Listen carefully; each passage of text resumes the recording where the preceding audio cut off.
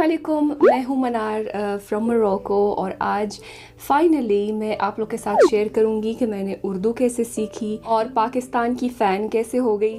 Starting with the assumptions, बहुत लोगों को ये लगता है कि शायद मेरे दोनों पेरेंट्स में से कोई पाकिस्तानी है। मेरे दोनों पेरेंट्स जो है वो मोरक्कन है और मेरे पूरे ख़ानदान में किसी को भी पाकिस्तान से दूर दूर तक कोई ताल्लुक़ नहीं है। किसी को भी उर्दू समझ में भी नहीं आती, कोई उर्दू भी नहीं समझता।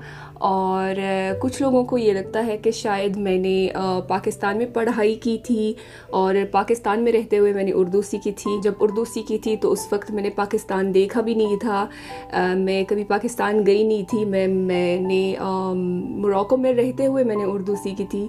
और कुछ लोगों को लगता है कि शादी के बाद मैंने उर्दू सीखी थी, क्योंकि मेरे हस्बैंड पाकिस्तानी है, लेकिन उर्दू मैंने शादी से पहले ही सीखी हुई थी। जब शादी हुई थी तो फ्रॉम डे फर्स्ट हम उर्दू में ही बात करते थे शुरू से ही, क्योंकि मुझे शादी से पहले ही मुझे उर्दू आती थी। तो आज इस वीडियो में आपको पता चलेगा कि मैंने उर्दू कैसे सीखी और मेरे पीछे ये जो झंडा है, जो पाकिस्तान का फ्लैग है, उसकी क्या स्टोरी है, क्या कहानी है, ये सब आपको इस वीडियो में पता चलेगा। काफ़ी पुरानी बातें हैं जो मैं आज इस वीडियो में शेयर करने वाली हूँ। So make sure to watch this video till the end and let's start the video. So जैसे कि आप सबको पता है कि मोरक्को जो है वो नॉर्थ अफ्रीका में होता है।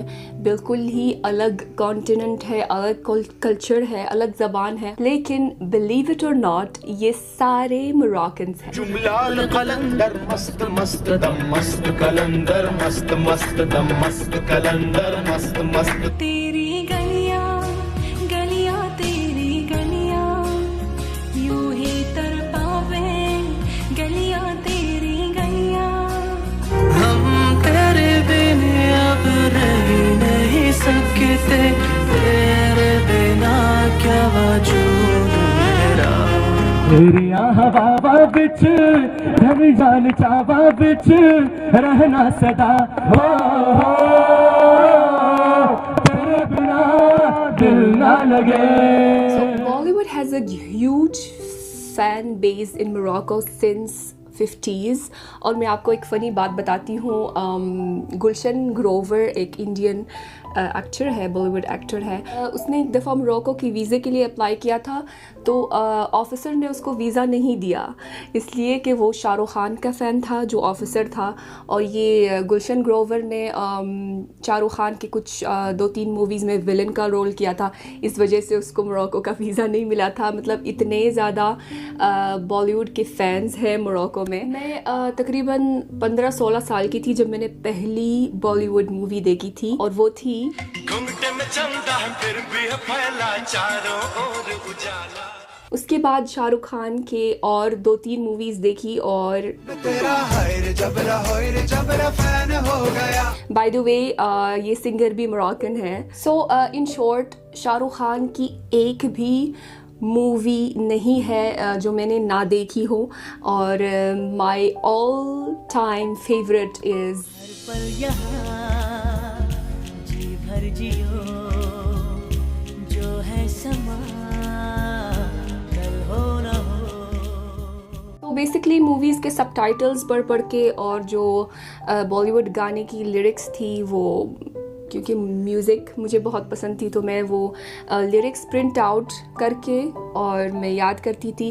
तो उसके नीचे फ्रेंच ट्रांसलेशन भी होती थी लिरिक्स की, तो वो पढ़ के थोड़ा बहुत अल्फाज मुझे समझ में आने लगे। इतना के बाद में सबटाइटल्स के बगैर मैंने मूवीज़ देखना शुरू किया। सेंटेंस का एक एक लफ्ज़ तो समझ में नहीं आ रहा था, लेकिन जैसे एक पूरा जुमला है, सेंटेंस है, तो उसमें से 2-3 अल्फाज समझ में आए तो पूरा कॉन्टेक्स्ट समझ में आता था। 100% ज़बान को समझने के लिए और बोलने के लिए सिर्फ वोकैबुलरी काफ़ी नहीं है, और मुझे लगा कि अब मुझे ग्रामर भी सीखनी चाहिए। और एक समर की छुट्टी के दौरान मैंने पूरी छुट्टी जो है वो ऑनलाइन ग्रामर पढ़ने में गुजारी थी, और अल्हम्दुलिल्लाह वो छुट्टी काफ़ी थी पूरी ग्रामर पढ़ने के लिए और समझने के लिए। और अल्हम्दुलिल्लाह मेरा पढ़ने में हमेशा से रिकॉर्ड अच्छा रहा था, मैं हमेशा से एक ब्रिलियंट स्टूडेंट थी, तो I am a good learner, मैं जल्दी से चीज़ें पिक कर लेती हूँ, तो इस वजह से शायद मेरे लिए इतना मसला नहीं था। जब मैंने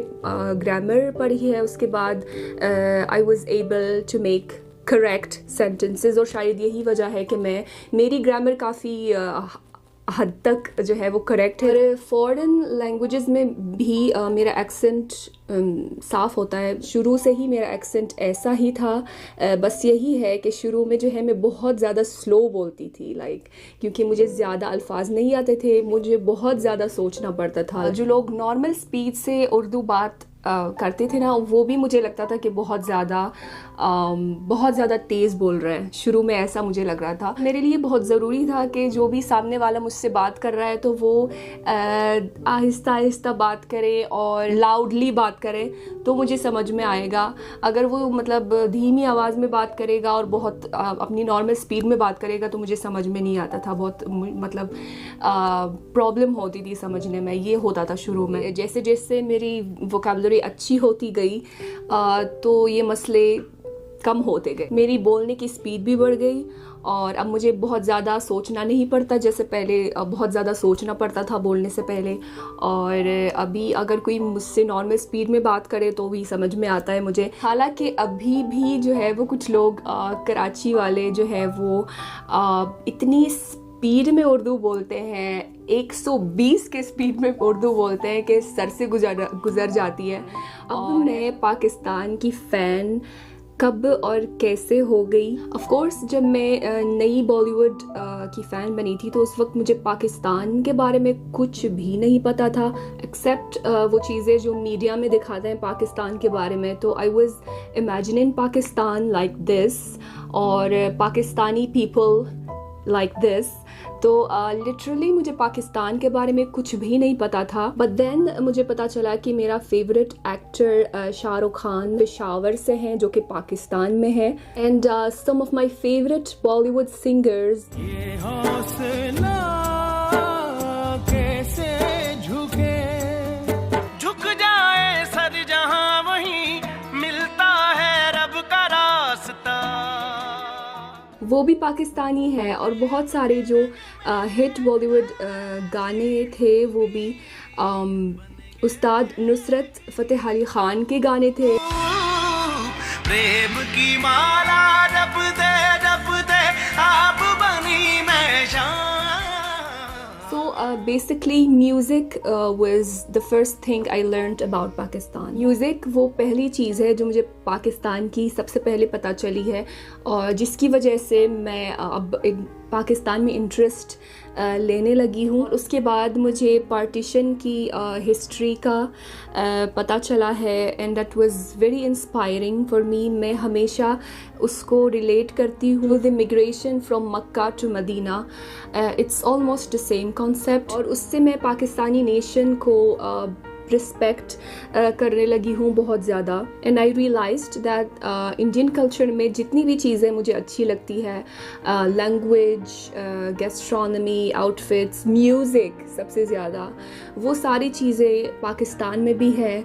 तो Pakistan was like Indian culture in an Islamic template. So मेरा और इंटरेस्ट बढ़ गया है पाकिस्तान की तरफ, और मैं पाकिस्तानी ड्रामास भी देखने लगी थी एंड नॉवेल्स पढ़ने की कोशिश की थी। शुरू में मेरी उर्दू इतनी अच्छी नहीं थी, उर्दू स्क्रिप्ट में चीज़ें मैं नहीं पढ़ सकती थी शुरू में, क्योंकि वही अरबी का मसला है, वही अरबी की जो डिफ़िकल्टी है कि अगर उसमें अरबी में अगर पेश ज़ुबर वगैरह अगर नहीं है तो पढ़ने में मुश्किल होता है नॉन नेटिव स्पीकर्स के लिए। जैसे अगर आप लोग अरबी पढ़ेंगे उसमें अगर पेश ज़ुबर नहीं होगा तो आप गलत सलत पढ़ेंगे, तो वैसे ही मेरे लिए थोड़ा मुश्किल था उर्दू स्क्रिप्ट पढ़ना। मैंने इंटरनेट पे बच्चों वाली कहानियाँ रोमन स्क्रिप्ट में ढूंढना शुरू किया और पढ़ना शुरू किया, जिससे मेरा वोकैबुलरी भी इंक्रीज़ हो गया है, इम्प्रूव हो गया है।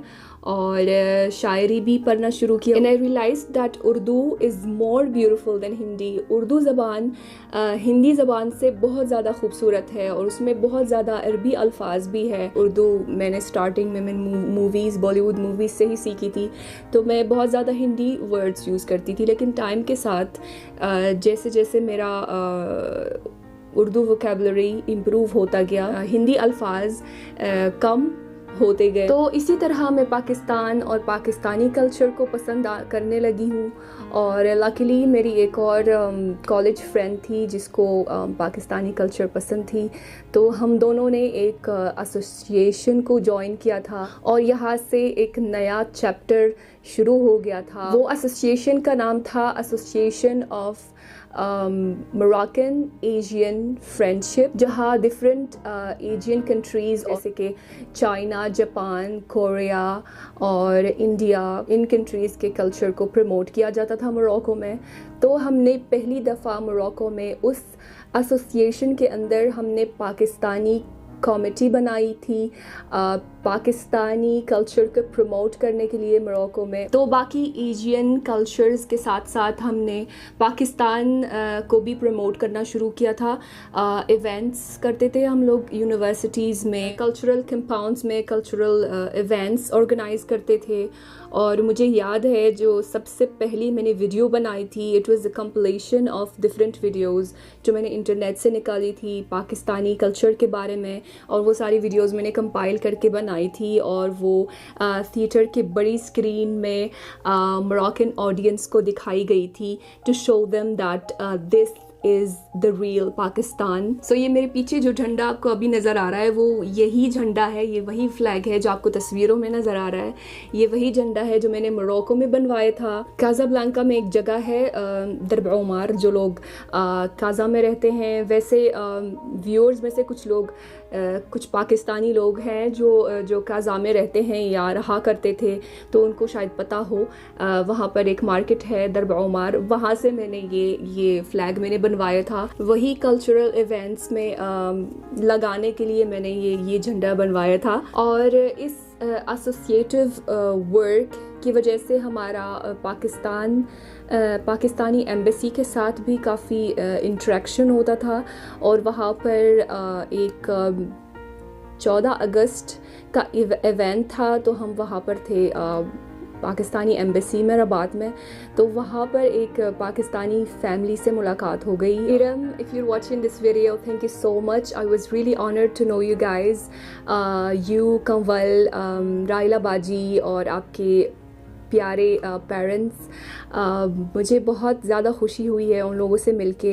And for the first time मैंने मोरक्को में पाकिस्तानी घर का खाना मैंने टेस्ट किया था उनके घर पे। और जो सबसे पहले मैंने पाकिस्तानी रेसिपी ट्राई की थी वो थी शायद रसमलाई की रेसिपी जो राइला बाजी ने दी थी मुझे। And I got this book that I still have with me. और हाँ, मुझे उर्दू पढ़ाने का भी मौका दिया गया था यूनिवर्सिटी में। मैंने काज़ाब्लांका की यूनिवर्सिटी में मैंने बेसिक उर्दू भी पढ़ाई थी। आई was really enjoying all those events and that experience of promoting Pakistan in Morocco.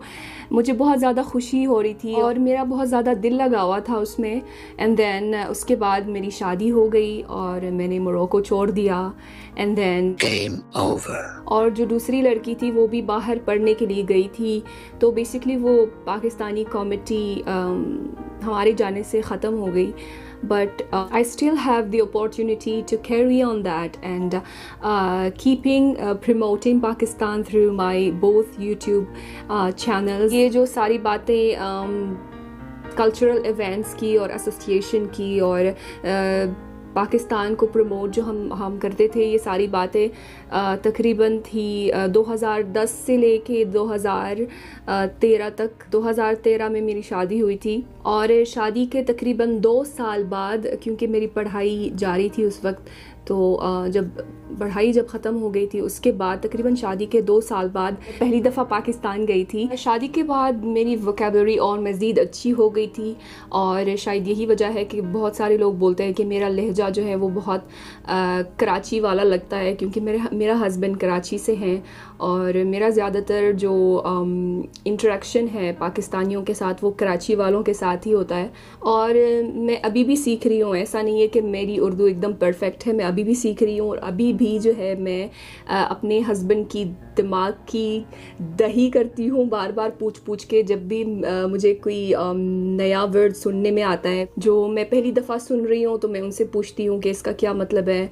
कुछ भी जो समझ में नहीं आता है मैं उनसे पूछती हूँ, कल्चर से रिलेटेड या कुछ भी, मतलब कुछ भी जो समझ में नहीं आता मैं उनसे पूछती रहती हूँ। यही आपके अंदर क्यूरियोसिटी होनी चाहिए अगर आपको कुछ भी सीखना हो तो। So that was my experience starting from how I learned Urdu, then how I became fan of Pakistan, and then how I became an ambassador of Pakistan in Morocco. ये थी मेरी पाकिस्तान से मोहब्बत की शुरुआत। and now I'm married to a proud Pakistani, और वो मुझे पाकिस्तान और पाकिस्तानी आर्मी के अचीवमेंट्स के बारे में बताते रहते हैं, जिस तरह पाकिस्तान ने मोरक्को को सपोर्ट किया था अपने इंडिपेंडेंस में और जिस तरह पाकिस्तानी आर्मी मुस्लिम कंट्रीज़ को सपोर्ट करने के लिए सबसे आगे खड़ी हो जाती है। तो पाकिस्तान और पाकिस्तानी आर्मी के लिए मेरे दिल में और मज़ीद मोहब्बत बढ़ गई और अल्लामा इकबाल के कलाम को पढ़ के बहुत ज़्यादा इंस्पिरेशन मिलती है। अल्लामा इकबाल सारे मुसलमानों के लिए एक बहुत बड़ी इंस्पिरेशन है और टाइम के साथ जितना मुझे पाकिस्तान के बारे में नॉलेज मिल जाता है उतना ही मेरे दिल में और मज़ीद मोहब्बत बढ़ जाती है पाकिस्तान के लिए, क्योंकि बहुत ज़्यादा सवालात आ रहे थे कि मैंने उर्दू कैसे सीखी और पाकिस्तान से इतना क्यों प्यार करती हूँ। तो वो सारे सवालात का जवाब देने के लिए मैंने ये वीडियो बनाई है। आई होप कि आप सबको ये वीडियो पसंद आई होगी और मिलते हैं इंशाल्लाह नेक्स्ट वीडियो में। Thank you so much for all your love and support and see you in the next video. Till then अपना बहुत ख्याल रखिएगा। फ़ी अमानिल्लाह।